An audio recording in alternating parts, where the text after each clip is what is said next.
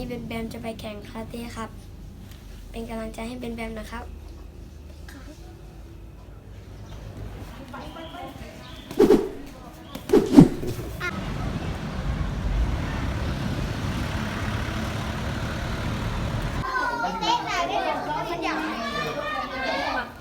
สวัสดีครับผมเบนครับ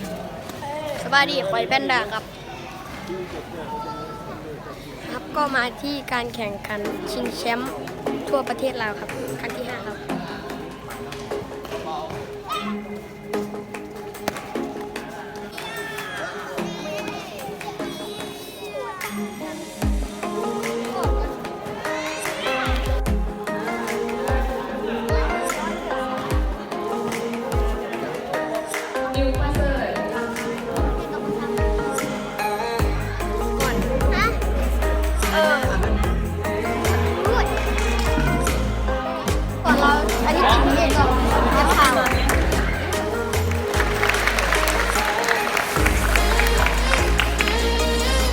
แล้วก็ไป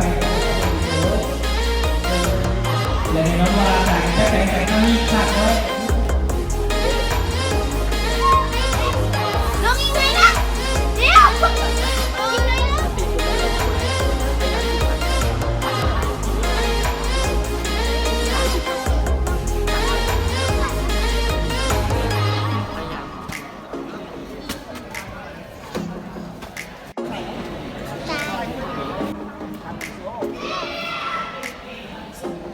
น่าตื่นเต้นเลยค่ะสู้ตาย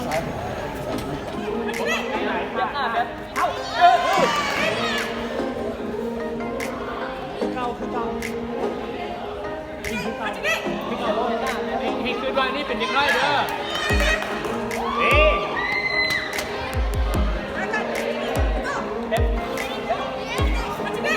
เราพัดให้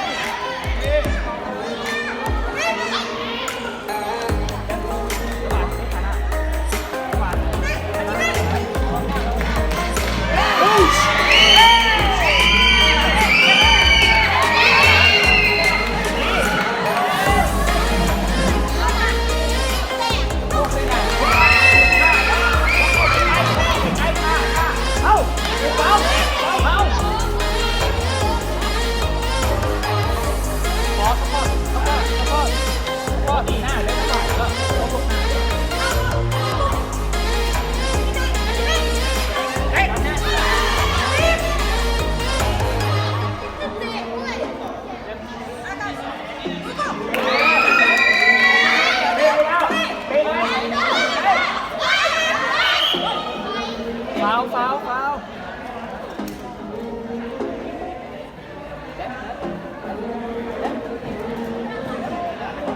ระหว่างเดี๋ยวระหว่างเป๊ะไก่รถ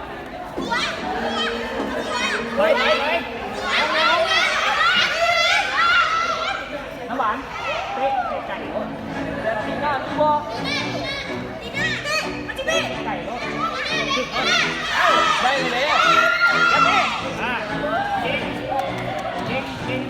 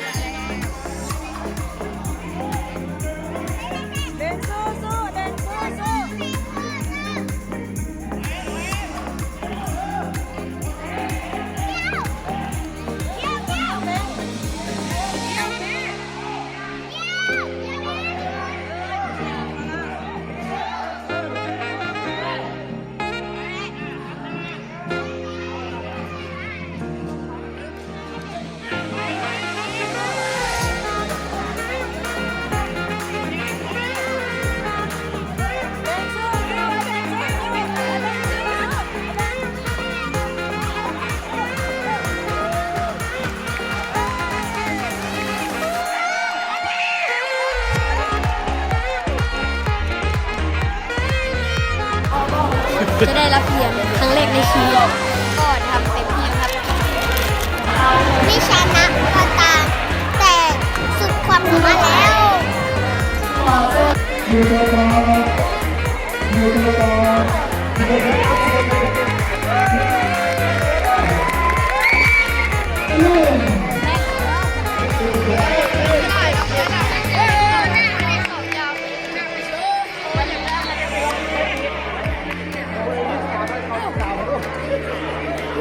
นอนอันเดอร์14 ปีเลือดชี้3 กิโลพระเจ้าขอเชิญผู้การนักบริษัทเอ็นเราบริษัทที่พิสารที่พิสารได้ขึ้นมามอบรางวัลอันดับที่3หัวเหรียญพระแดงเข้าท้องสวรรค์พบประจันอันดับที่3หัวมือพระแดงหัวเป็นชวินเหรียญเงินต้องเป็นของข้าวอายุยะเหลืองประเสริฐและเหรียญทองต้องเป็นของโคราชเมื่อวันที่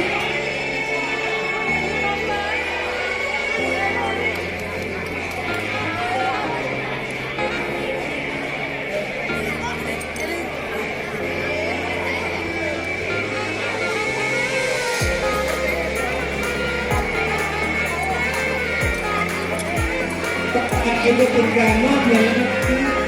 ให้